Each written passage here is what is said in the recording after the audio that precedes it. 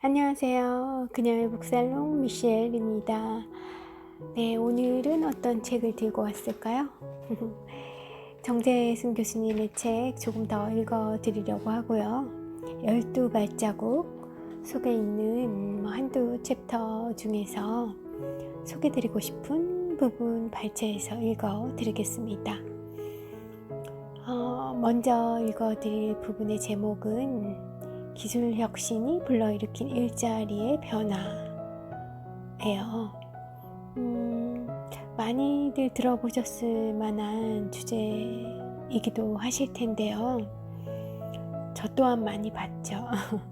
그런데 이 정재승 교수님의 시선이 조금 새롭고 그리고 공감이 되는 부분도 있었고, 이랬으면 좋겠다 뭐 그렇게 생각되는 것들도 있어서 조금 낭독해 드려보겠습니다. 너무 어렵고 복잡하다 싶은 부분은 제가 조금 건너뛰면서 읽을 거예요.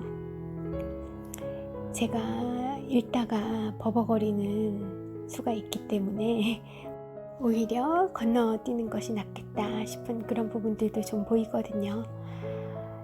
네, 시작하겠습니다.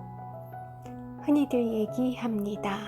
테크놀로지에 의한, 기술에 의한 혁신으로 오히려 일자리가 늘었다고요. 맞습니다. 20세기에는 그랬죠. 테크놀로지에 의한 혁신으로 제조업에서의 일자리는 줄어들었지만 서비스업에서의 일자리는 늘어났습니다. 그래서 전체 일자리 수는 크게 증가했죠. 기술혁신 덕분에 일자리만 늘어난 것이 아니라 업무도 덜 힘들어졌고 좀 더 편해졌으며 수입은 오히려 느는 결과가 나타났습니다. 하지만 21세기에 시작된 제4차 산업혁명 시대에는 이 같은 논리가 통하지 않을지 모르겠습니다. 20세기, 과거 20세기에는 기술혁신으로 말씀드린 것처럼 기술혁신으로 노동 생산성이 늘어났고 그 덕분에 고용도 늘고 가계소득도 늘고 결과적으로 경제성장이 이루어지는 특징을 보였습니다.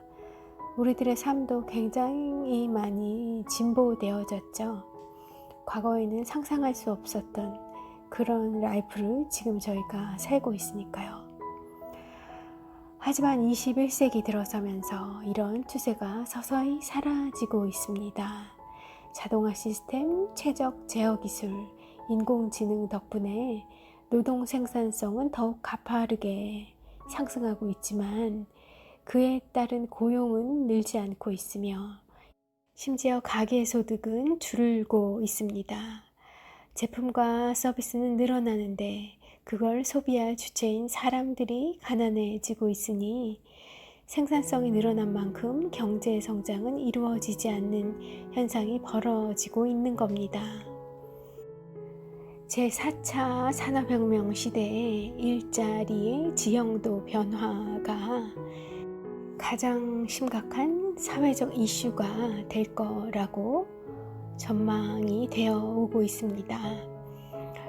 우선 향후 10년 안에 그동안 사람들이 해오던 단순한 업무 중에서 컴퓨터와 인공지능으로 대체 가능한 업무가 점점 늘어나면서 직업의 지형도가 바뀔 것으로 전망되고 있죠. 예를 들면 톨게이트에서 요금을 받는 일은 기계로 대체하기 쉬울 거고요. 자율주행 자동차가 등장하게 되면 트럭 운전이나 대리운전은 더 이상 사람에게 맡기지 않아도 되는 업무가 될 겁니다. 하지만 저는 흔히 예측하는 것처럼 그렇게 단순하게 특정 일자리가 사라지고 특정 일자리는 생겨나는 그런 방식의 변화보다는 훨씬 더 복잡한 변화들이 일어날 것으로 생각하고요. 일자리의 미래는 아주 섬세하게 살펴보면서 예측해야 한다고 생각합니다. 구체적인 예를 들어 보겠습니다. 지금은 약사가 안정적이고 수입도 좋은 직업이지만 현재 약사가 하는 업무는 기계와 인공지능으로 대체 가능합니다. 처방전을 기계에 넣으면 자동으로 약을 조제해서 포장까지 해주는 서비스가 충분히 가능하죠. 증세를 말하면 적절한 약을 권해주는 역할도 인공지능으로 가능합니다. 이런 기술이 상용화된다면 약사라는 직업은 사라질까요? 약사 20명을 고용한 대규모 약국은 그런 기계를 도입하고 2~3명 정도의 약사만으로 운영할 겁니다. 약사 자격증을 가진 최종 승인자는 필요하니까요. 동네 약국까지 이런 변화가 생기려면 시간이 좀 더 필요하겠죠. 만약 이런 약 조제 장치가 저렴해져서 동네 약국까지 영향을 미치게 된다면 약사들이 가만히 있을까요? 아니겠죠. 지금 우리 의사들 파업하시는 거 보면 가만히 있지 않을 겁니다. 약사는 약국을 다른 관점에서 정의하고 고객에게 새로운 서비스를 제공하기 위해 애쓸 겁니다. 이렇게만 되어주면 바람직하겠죠. 그런데 그러기 전에 1차적으로 이런 것이 도입되는 것에 대해 아주 거센 저항을 한번 거쳐야 될 거예요. 그죠?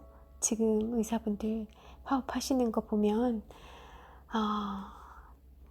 그럴 것 같습니다. 자, 그런 상황에서 약사분들이 할 수 있는 활동들이 어떤 것이 있을지 보면 주치의처럼 동네 고객을 보살피는 일, 맞춤형 예측 서비스, 그리고 데이터에 기반한 고객 관리, 이런 것들을 도입하시겠죠? 약국의 역할 자체가 변하게 될 겁니다. 그렇게 되면 약사는 줄어들까요? 늘어날까요?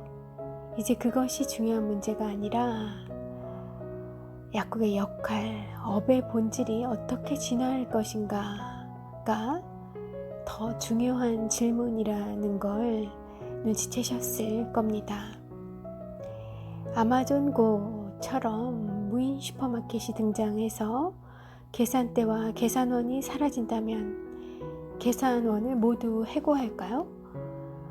앞으로 슈퍼마켓은 물건을 사고 파는 것만이 아니라 사람들이 모여서 교류하는 문화 공간으로 확장될 것이며 계산원 역할을 했던 구성원들에게는 아마 다른 역할이 부여될 수도 있을 겁니다. 일자리가 줄어들기도 하겠지만 업무의 역할이 바뀌어 가겠죠. 그렇게 돼가면 좋지 않을까요?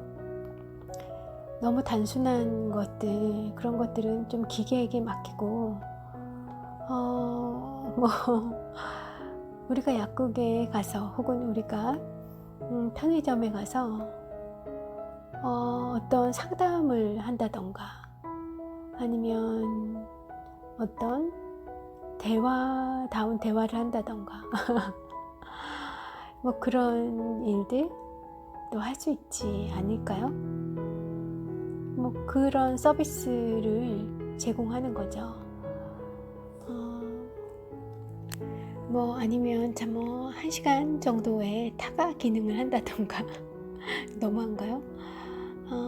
동네에 따라 그리고 주민들의 릴레이션 정도에 따라서 그런 문화들이 또 생겨날 수도 있지 않을까요? 그런 서비스를 고안해 볼 수도 있지는 않을까.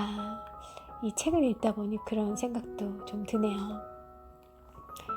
자, 이번에는 좀 다른 예를 들어보겠습니다. 외국어 통번역 분야에서도 인공지능이 큰 변화를 일으킬 것으로 예측되고 있죠. 기계 번역이 발달해서 인간 번역을 앞지르게 되면 번역가나 통역가라는 직업은 사라질 거라고 전망하는 분도 있습니다. 기계 번역 프로그램이 언제 전문 번역가의 수준에 도달할까요? 그때까지는 번역가와 통역가라는 직업은 안전할까요? 한동안 진척이 없었던 기계 번역 분야에서 2017년도 말부터 괄목할 만한 변화가 벌어졌습니다.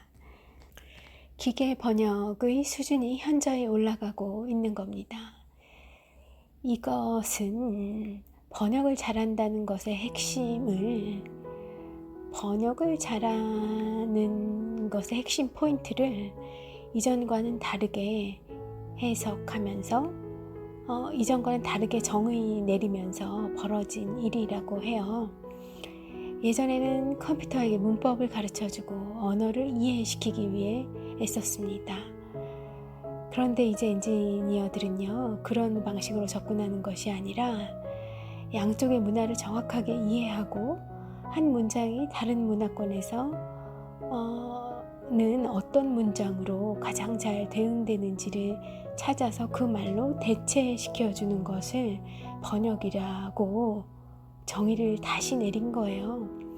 그전에는 사람에게 언어를 학습시키듯이 단어를 가르치고 문법을 가르쳐서 문법에 맞게 조합하는 방식으로 문장을 만들어내는 그런 번역이었다고 하면, 그런 방법이 아니라 최근에 그 비약적으로 발전한 번역 기술에 사용된 방법은 이 문장통으로 그 문장이 특정 다른 나라에서는 어떤 문장으로 통용이 되는가 하는 거를 파악해서 판단해서 그 문장을 그대로 제시해주는 방식으로 번역이 바뀌었다는 거죠.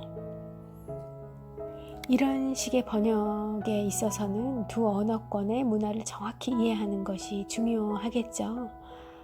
그런데 이런 역할에 있어서는 특정 번역가, 이런 한 사람, 스페셜리스트 한 사람이 이 두 문화권을 완벽히 이해하기는 어렵습니다. 그리고 또 시대가 변하면 또 가장 잘 대응되는 문장도 변경이 될 수 있는 것이기 때문에 정말 한 사람의 번역가가 그 모든 것을 다 캐치업하기는 어려울 거예요.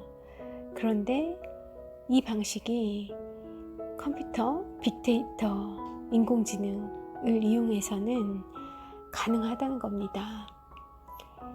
해당 언어를 사용하는 사람들이 인터넷에 엄청난 대화들을 쏟아내고 있으니까 이 거대한 빅데이터를 이용해서 인공지능이 그 많은 문장들 중에 가장 대응이 되는 문장들을 초이스해내는 방식이라고 하면 인공지능이 결국 인간 통역자를 이길 수밖에 없을 거라는 거예요. 현재 인공지능의 기계 번역 수준은 전문 번역가, 사람의 번역 수준의 80%에서 90% 정도, 언어에 따라서 어떤 언어는 90% 정도 육박하는 그런 수준을 보이기도 하고 어떤 것은 80% 정도의 수준을 보이기도 한다고 합니다. 하지만 이 정재승 교수님이 중요하게 생각하는 포인트는 그 번역의 수준, 인공지능이 얼마나 인간 통역가에 비해 정확한가, 그 수준, 수치보다는요 좀 다른 곳에 있어요. 기계 번역이 전문 번역가를 넘어설 수 있는가 없는가는 별로 중요하지 않다고 생각하십니다. 구글 번역기가 93% 수준의 정확도만 낼 수 있어도 통번역 일자리 지형도는 완전히 바뀌어 버리겠죠. 이제 원서들을 대부분 다 구입해서 실시간으로 번역을 하면서 읽게 될 겁니다. 번역뿐이겠어요? 통역도 마찬가지겠죠. 그러면 그렇다고 해서 그 통역가 번역가의 역할이 아주 없어질 것이냐, 그거는 이제 만들어가기 나름이 아닐까 해요. 사실 책에서 정재승 교수님이 그 부분에 대한 답을 주고 있거나 관련한 코멘트는 없으시지만 제가 조금 생각을 해보면 그 전에 통역가, 번역가라고 하면 그래도 번역가는 좀 시간을 두고 번역을 하니까 좀 다를 수 있겠지만, 통역가 같은 경우에는 그 순간에 대화를 이쪽 언어로 저쪽 언어에서 이쪽 언어로 옮겨 놓느라 바빴을 테니까, 이제는 기계가 그것을 번역하는 것을 듣게 해주고, 그러는 사이에 본인이 그 통역해야 할 대상의 이야기나 설명을 한 번 더 정확하게 캐치함으로써 보다 심층적인 숨어있는 뜻이라던가 어떤 뉘앙스라던가 이런 조금 더 고급적인 통역 서비스를 제공할 수 있지 않을까, 그런 생각도 들고요. 그리고 단순히 그 보이스를, 어떤 그 말을 통역하는 것이 아니라 그 사람의 제스처나 눈빛, 어떤 보이는 매너, 억양, 이런 것들을까지 같이 파악해서 정확한 상황에 전달을 해줄 수 있는 좀 더 총체적인 의미의 통역 서비스를 제공하는 단계로 좀 서비스를 차별화해 나가야 하지 않을까, 해볼 수 있지 않을까. 아직 기계가 못하는 것들, 그리고 기계도 할 수 있는 단순한 것들은 기계한테 좀 넘기고, 단순한 그런 것들은 좀 맡겨버리고, 그런 것들 위에서 할 수 있는 그런 일들이 어쩌면 지금 하고 있는 그 단순 반복적인 통역 번역, 이렇게 얘기하면 그 업계 종사하시는 분들 굉장히 싫어하실 수도 있는데 말이죠. 상처받으실 수도 있는데, 잘 아시죠? 그건 굉장히 고급 일이라는 걸요. 아무튼 제가 드리는 말씀의 요지는 그렇게 인간만이 할 수 있는, 보다 기계적이지 않은 그런 쪽으로 좀 업무의 성숙도를 높여갈 수 있는 기회로 삼아야 한다는 겁니다. 책에서 통번역의 예를 들긴 했지만, 제가 지금 하고 있는 일도 그런 단순성이 분명히 있고요. 이런 것을 누가 해준다고 한다면 저는 좀 더 우아한 일들을 할 수 있을 것 같다는 생각을 매일 하거든요. 그런데 그리고 지금 업무를 자동화하는 것에 대한 압박은 조금씩 거세어져 오고 있어요. 아직 기술이 완전히 이 궤도에 오르지 않아서 완벽하게 제 일을 대체할 수는 없는 상황이고, 그렇긴 하지만 마음 한편에서 거부감이 드는 건 사실 있습니다. 그런데 회사에서는 2단계에 멈춰 있지 않을 거니까 계속 자동화 주문을 더 강도 높게 해올 거고요. 어쩌면 거기에 대해서 저항하는, 버티는 제 마음도 이제 좀 마음을 비우는 상태로 가야 하지 않을까 하는 생각도 있어요. 얘기가 조금 다른 데로 빠지는 것도 같습니다만, 코로나 아무리 가라 너 비기 싫다, 빨리 사라져라, 죽어라 이런다 한다 한들 이게 갑니까?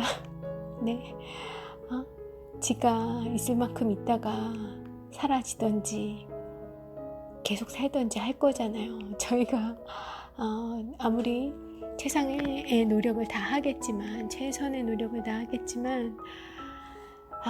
분명히 박멸할 수 있는 건 아닐 겁니다. 물론 백신이 나오기는 하겠지만요. 그래서 요즘은 제 지인이 또 페이스북에 올렸더라고요. 이제는 코로나와 함께 코로나 없이 살고 싶다 해서 코로나와 함께 사는 것을 어쩔 수 없이 받아들이는 상황으로 가야 되지 않느냐. 저는 깊은 공감이 들기도 했어요. 어떤 생각이 들었냐면 마치 제가 예전에 무릎이 한창 너무 심하게 아팠던 때가 있거든요. 온 병원을 다 다녀도 원인을 찾지 못하는데 저는 무릎이 너무 아파서 걸을 수도 없었고 그런 때가 있었는데 그때 제가 마음을 좀 다르게 먹었었던 것 같아요. 얘와 이 통증과 그냥 평생 같이 가는 친구처럼 그렇게 해야 하는 건 아닐까. 당시에도 어떤 책에서 영감을 받아서 그런 생각으로 조금씩 바뀌었던 것 같기도 하거든요. 올리버 섹스의 책이었던 것 같기도 한데 그러고 나니까 통증이 사라졌는지 그것에 신경을 쓰는 제 마음이 사라졌는지 정말 건강이 호전이 돼서 통증이 약화돼서 그런지는 모르겠습니다만 그렇게 갑갑하고 앞이 보이지 않던 시절을 지나온 것 같거든요. 무슨 얘기하다 여기까지 왔죠? 무릎 얘기, 코로나 얘기, 번역의 얘기, 우리 자동화에 대한 우리들 마음에 그것들이 우리 일자리를 어떻게 앗아갈 것이다. 그렇게 되면 어떻게 우리는 어떤 잡으로 살아남아야 할 것인가, 이런 질문에 대해서 인간만이 인간다움을 더 추구하는 그런 일로 업무의 포지셔닝을 진화시켜 가는 것이 하나의 방법일 수 있다는 말씀을 드리면서 여기까지 왔네요. 관련하여 정재승 교수님의 의견이 좋아서 좀 더 들어볼게요. 주식 관련 기사나 야구 기사를 인공지능이 더 잘 쓰게 된 오늘날 로봇 저널리즘은 로봇 기자라고 할까요? 로봇 기자라고 번역하면 맞을 것 같습니다. 이 로봇 기자들이 진짜 기자, 사람 기자들의 일자리를 빼앗을까요? 결코 대답이 단순하지 않습니다. 인공지능처럼 일하는 기자들은 사라질 겁니다. 유명인의 트위터나 페이스북을 살펴보다가 가십거리를 찾아내서 기사화하는 그런 기자들, 해외 언론에 실린 기사를 번역해서 며칠 후에 그대로 기사화하는 그런 기자들은 사라질 겁니다.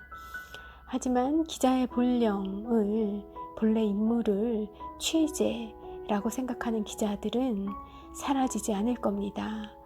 우리 사회에 필요한 중요 아젠다를 세팅하고 현장에 가서 취재하고 전문가를 만나 인터뷰하고 그걸 정리해서 기사라는 형태로 세상에 내놓는 것이 기자의 역할, 기자의 임무, 기자의 소명, 기자의 본령이라고 믿는 기자들은 절대 사라지지 않을 겁니다.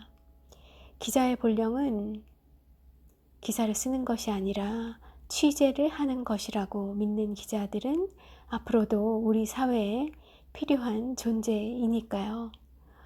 이처럼 결국 우리가 고민해야 할 것은 일자리의 지형도가 아니라 인공지능이 언제 나의 단순 직무 수준으로 올라올 것이냐, 그런 것이 우리 고민의 대상이 될 것이 아니라 업무의 지형도입니다. 우리가 고민해야 될 것은 일자리의 지형도가 아니라 나의 직업, 그 업무가 가지고 있는 지형도라는 거예요.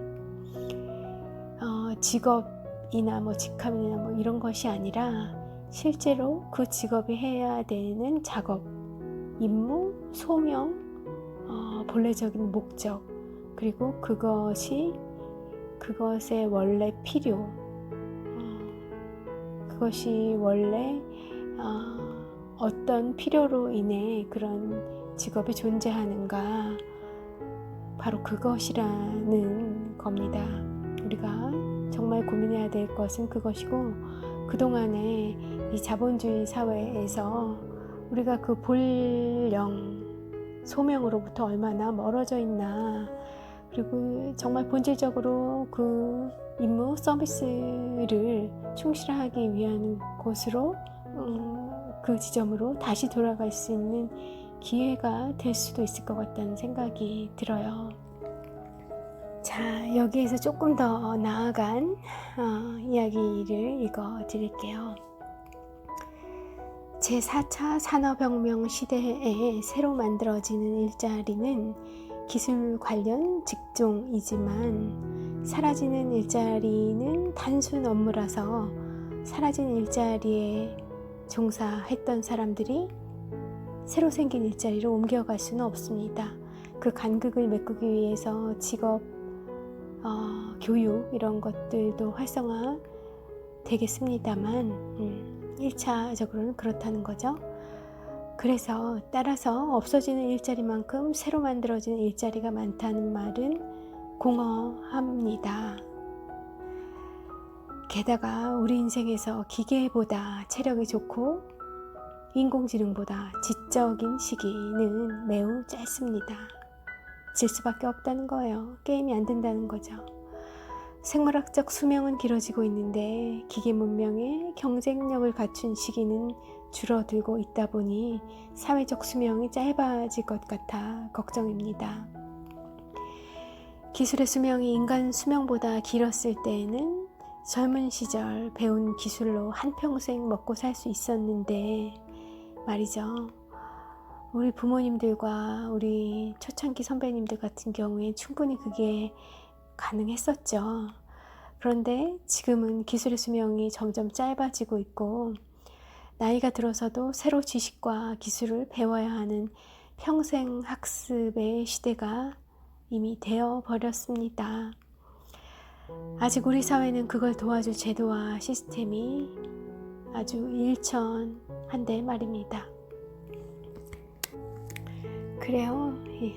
인생이 만만치 않죠. 겁이 나요. 그러나 정재승 교수님은 인공지능이 인간을 멸망시킬지도 모른다는 이런 터미네이터식 디스토피아에 대한 그런 과도한 불안감은 아직은 그런 건 이르다고 해요. 그런 우려는 아직 갖고 있지 않으신 것 같고요. 교수님은 그렇다 하지 않더라도 좀 전에 그 직전에 읽어드린 대로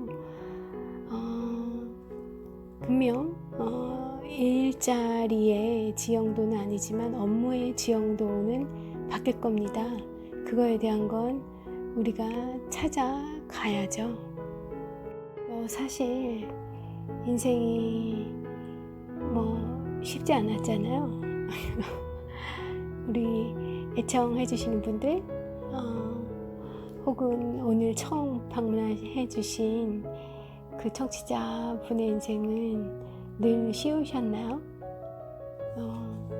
아니실 것 같아요. 굳이 인공지능이 아니었더라도 4차 혁명이 아니었더라도 우리 인생은 녹록지 않았을 겁니다. 그런 인생에 인공지능이라는 게 온 거예요. 그냥 그렇게 생각하면 어떨까요?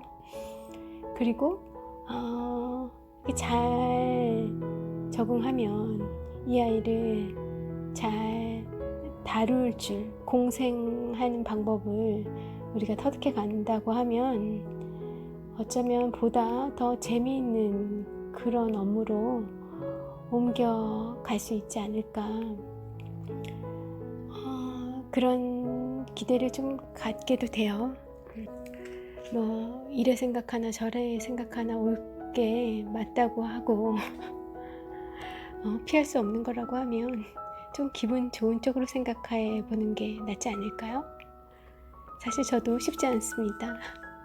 코로나로 비로 이런 갇혀있는 상황인지라 좀 낙관적인 상황을 그려보았습니다. 더 읽어드릴 부분이 많긴 한데 또 시작하면 너무 길어지고 늘어질 것 같아서 오늘 여기까지 할게요. 일요일 마무리 잘 하시고 또 한 주 힘을 내서 살아보시자고요. 예, 미셸이었습니다. 저는 또 좋은 책 챕터 찾아서 다시 오겠습니다. 함께 해주셔서 감사합니다.